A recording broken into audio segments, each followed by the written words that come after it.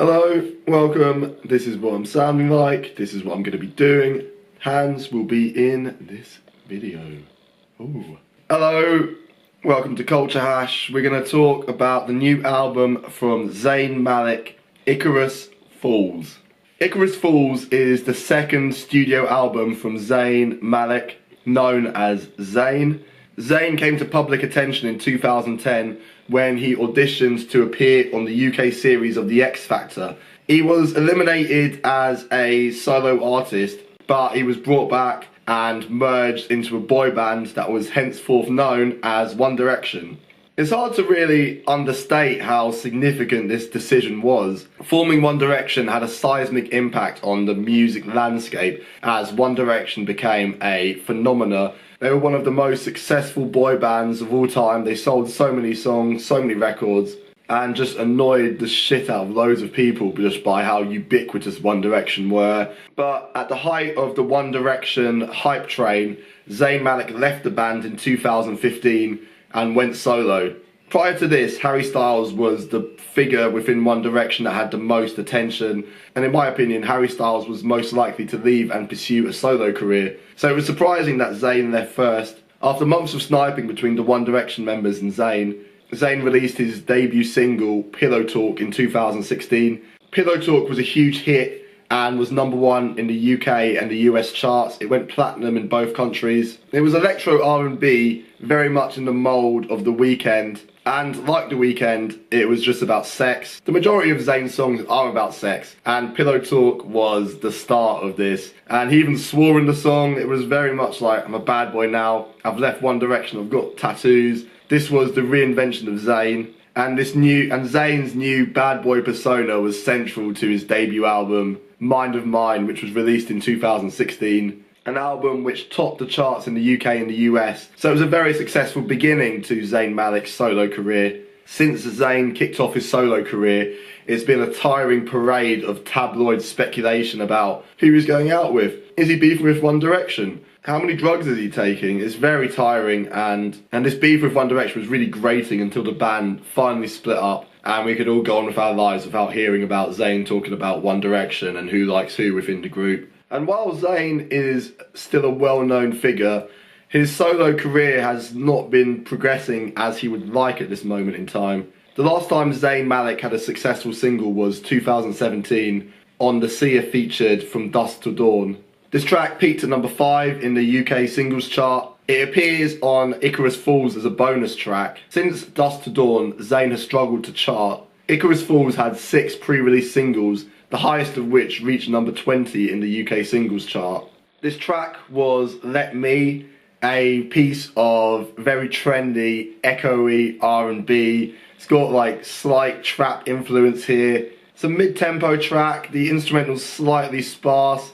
There's some echoey effects on Zayn Malik's vocals. Let Me is pretty decent. It's not gonna really reinvent R&B. But the issue with Icarus Falls as an album is that all 27 of these tracks sound the same. It's all echoey, trendy, R&B, a lot of reverb on the vocals, a lot of talk about like jealousy and his sex life. It all becomes very tiring over this hour-and-a-half running time of Icarus Falls. The album was released 3 years to the date of One Direction breaking up as a group. Certainly an intentional move, quite petty from Zayn Malik. This album is full of petty moments and shots at people that he feels have wronged him in his life. Icarus Falls, this 27-track behemoth of an album, is divided into 2 discs. The album is inspired by the Greek myth where Icarus flies too close to the sun and gets his wings burned off and he falls to the earth. The first disc is more happy, like poppy tracks, which is quite rare for Zayn because he seems like quite a moody, sort of somber person. The second half is more somber and dark, and this is where Zayn settles his scores with the people he feels like have wronged him, the women he's been involved in the past, and the One Direction bandmates. The idea behind this concept is commendable, but the execution is extremely poor. We've heard this exact concept done by better artists in the past. And to expect the audience to listen to an hour-and-a-half of echoey vocals, sparse drums, whinging about sex, whinging about celebrity life, It's a tall order. It's an hour and a half of Zayn Malik just doing the same song over and over again. There's a serious lack of creativity and originality on this album. I complained when I listened to Drake's Scorpion earlier in the year. This was also a bloated concept album, double album. But there was a variety to Scorpion. Drake divided the album into, the first disc was rap songs, the second disc was R&B songs. I preferred the rap songs, but these two discs were distinct in their style and execution. But Icarus Falls is the same track, repeated ad nauseum, over an hour and a half. This is pure stream trolling. Just fill up the album with as many songs as possible, hope they get loads of streams, and make money that way. I'm surprised that The Weeknd hasn't got any writing credits on this album, because the whole of Icarus Falls is inspired by this echoey R&B that The Weeknd pioneered back in the House of Balloon days. It's a real struggle to find any original concepts on Icarus Falls. And the most interesting tracks appear early on. I quite like Back to Life, even though the track is carried by the production here. I like the sparse drum beat and the driving guitar here. Zayn's got some interesting effects on his vocals to bring his range higher. And it's got a really catchy chorus. I quite like Back to Life. I think it would work well as a single, but if you make the same song 27 times, eventually one or two of these tracks will be interesting or decent. But the issue is, the majority of these fun, interesting songs are in the first half of the album, which is a bit more poppy, a bit more energy in this part.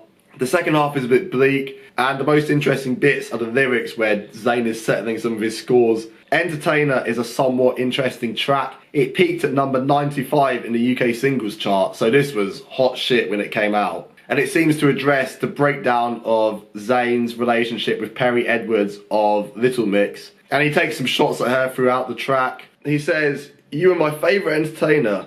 I watch you. I laugh away. I faked it too." This seems to be a reference to Little Mix's Shout Out to My Ex, where they're slagging off their exes and talk about faking orgasms and stuff like that. These are real highbrow pop lyrics from both of these bastions of the UK singles chart here. Leaders of the youth pop music scene, former X Factor contestants, really just showing the heights of lyrical content here. So overall, Icarus Falls is pretty rubbish. The album is an exercise in Zayn Malik shouting out his exes, settling scores, and most importantly, reminding people that he's having lots and lots of sex. This is very meaningful sex. Every time he has it, it's just like, wow, this is amazing. This is just like so meaningful. I'm going to write a song about it. And the majority of these tracks are just really boring. It's somewhat decent at first, but an hour and a half of spacey, Weeknd style R&B just grates. Zayn hasn't got the imagination or the talent really to carry an album like Icarus Falls for the duration of an hour and a half and make it interesting for an audience. I'm sure people will pick out a couple of songs that are decent, and that's fair enough, but as a body of work, Icarus Falls is rubbish. There's a real lack of interesting ideas, interesting concepts, and originality on this album. So for me, 2 out of 10.